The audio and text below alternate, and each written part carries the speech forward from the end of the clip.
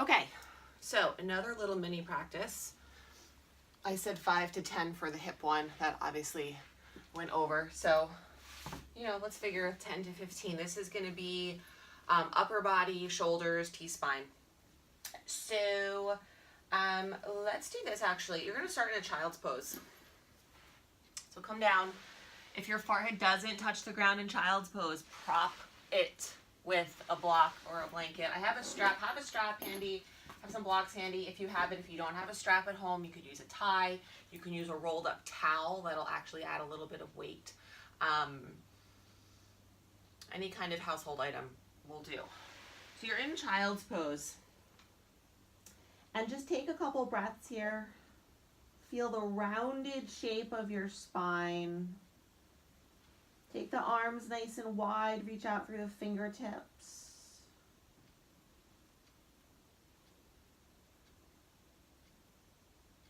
Okay. And then come into your forearms in child's pose. And see if you can find a little bit of cat-cow here.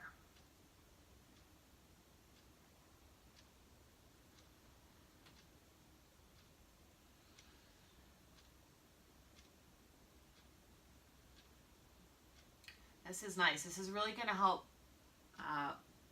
work some movement higher up into your spine.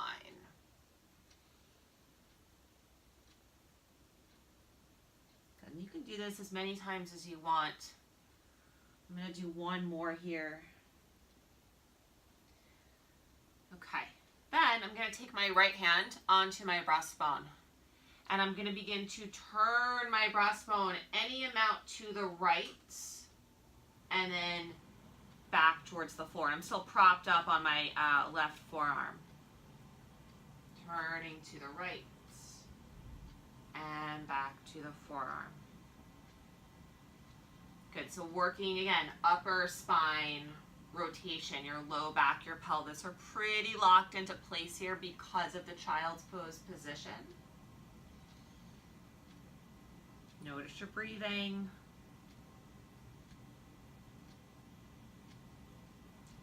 Again, maybe like 5 to 7, 8 times on this side. And then I'm lowering right forearm back down, left hand onto the breastbone. Same thing to the left. And allow kind of your head to move. You don't want to kind of use where your gaze goes to make you think that you're turning farther than you are. But you also don't want to kind of like lock your neck in place.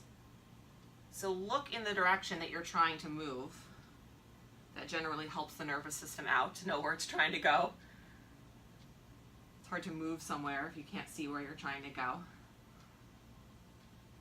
Notice if your two sides are different as always.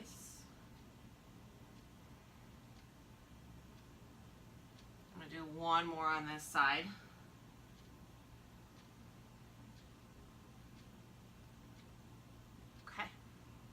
And then I'm going to come up to hands and knees. So I think that's kind of a nice way to actually warm up before. I'm going to turn a little sideways now. I'm going to do a few cat-cows. And hopefully that'll have grooved a little bit of kind of information to get the upper back moving a little bit more in cat-cow.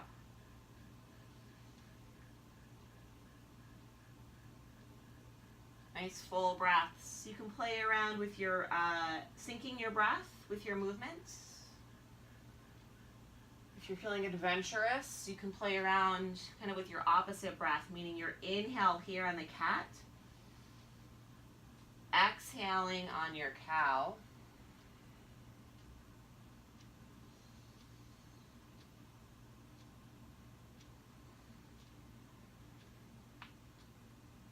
Okay. And then finding neutral spine. And let's work some, let's just actually start with straight shoulder blade push-ups. Try to keep your chubby double chin, especially as you move towards the floor. The tendency is going to be to thrust the chin. Try to keep the head back.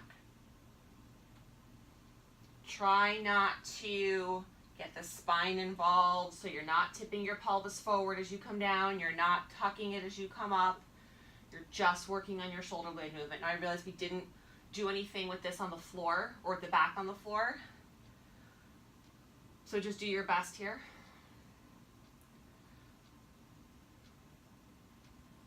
Okay, and then let's take a rest. I'm gonna sit back, I'm gonna come off my wrists. You could rest in child's pose or on your belly.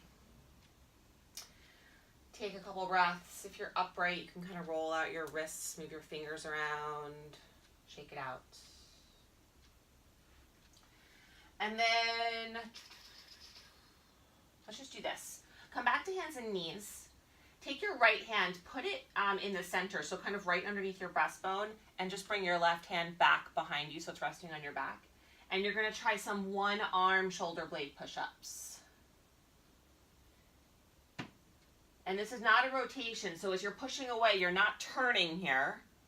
Your chest, your breastbone stays facing the floor. You're just loading the shoulder more. You've got to carry now all the weight of your upper body on one arm versus two arms. And again, trying to maintain your chubby double chin as best you can. Okay, and then you'll switch, maybe about 10 on each side. And if having the arm back behind you is uncomfortable, you can also just bring the opposite hand onto your hip. Root through your fingers. So I haven't mentioned this yet, but try to root down the palm of your hand through the base of your thumb, the base of your index finger, the base of your pinky. That'll give a little bit of a cupping action. It'll put a little bit of an arch into your hand, which is a really good, as we know, mechanism to support weight. Okay. That was a lot of work. All right. Roll it out, shake out the hands, and come on to your belly.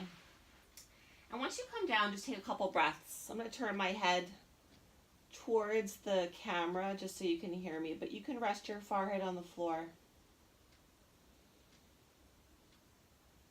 Bring your attention to your breathing here. Try to focus a couple of breaths on some 360-degree breathing. So breathing into the front of the ribs, into the floor, but then also into the sides of your rib cage and the back of the rib cage. And if you're able to get your hands wrapped around you in some form on your ribs, kind of like I'm doing, do that and breathe into your hands.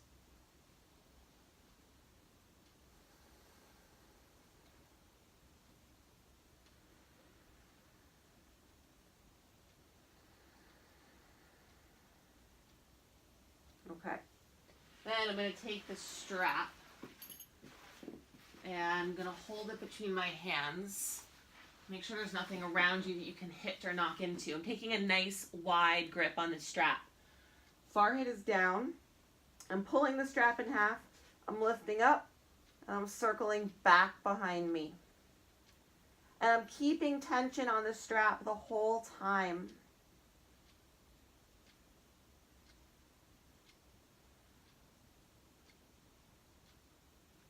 The wider your hands are, the more room you will have to move. And you don't have to do the full range. So if you have any shoulder pain or any pinchiness along the way, you can stop. Like you could stop here and come forwards. You could stop here. You know, you don't have to go the whole way. You've got to find the range that works for you. Maybe one more time here. Okay. And then release the strap. Okay, let's come back up to hands and knees. And let's actually come all the way up. Come to a tall kneeling position. And step your right foot forward, hands around the hips. Just roll out your shoulders a little bit.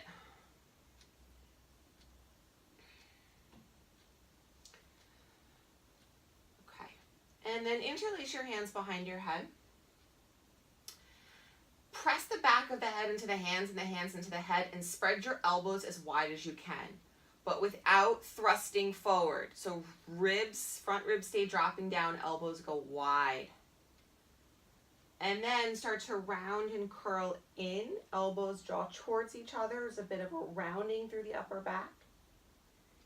And then open back up. Spread the elbows wide.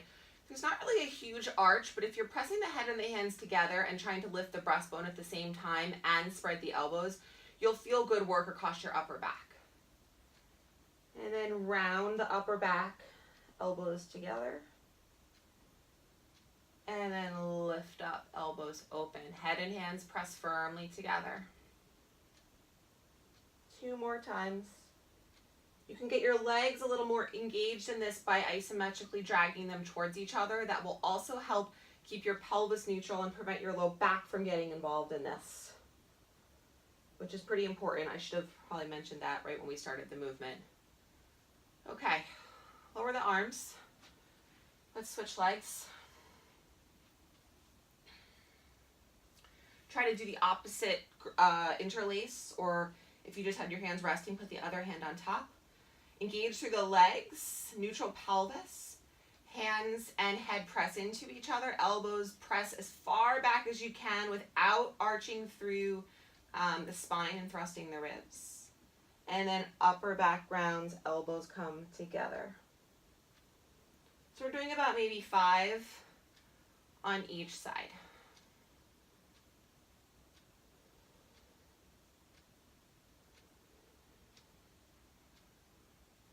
And you can try to match your breath. So I'm inhaling actually as I round to fill out through the back ribs.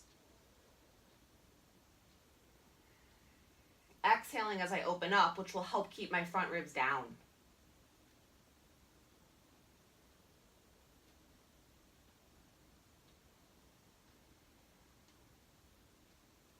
Okay, lower the arms.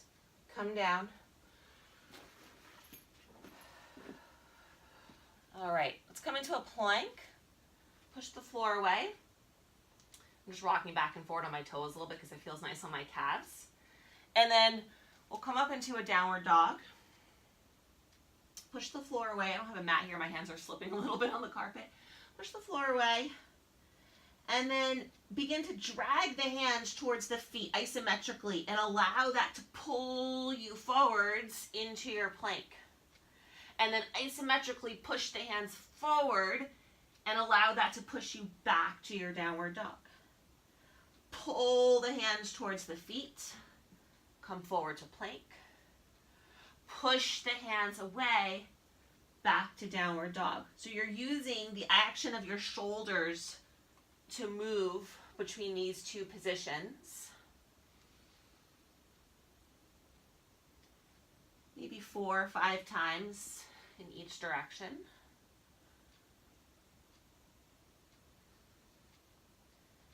Okay, and then drop the knees. Come back onto your belly. And just rest for a couple moments. Take a few breaths.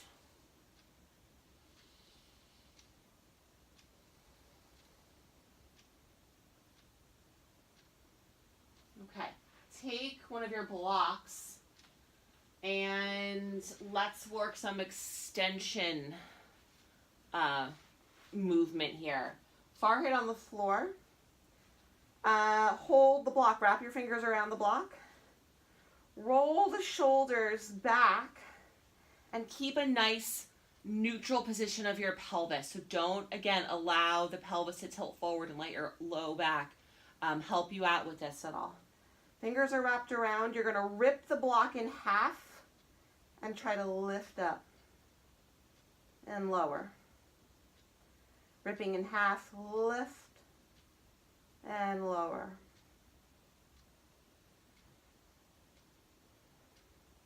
Watch your breathing here.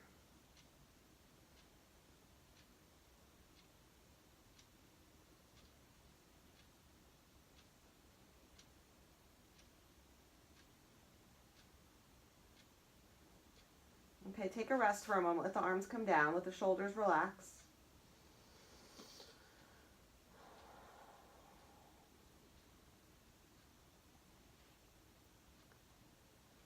Okay, so then you can either repeat that, or more challenging is the hands don't wrap around, the fingers don't wrap around, the palms are just on the sides of the block. Ooh. And you're trying to squeeze the block and lift any amount. I feel like this block is like barely between my hands right now. This is so much harder.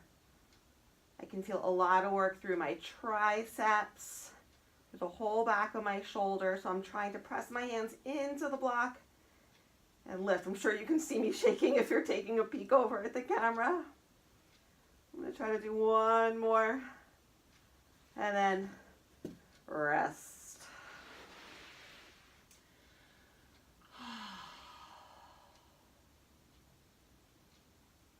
Okay. Come on back up.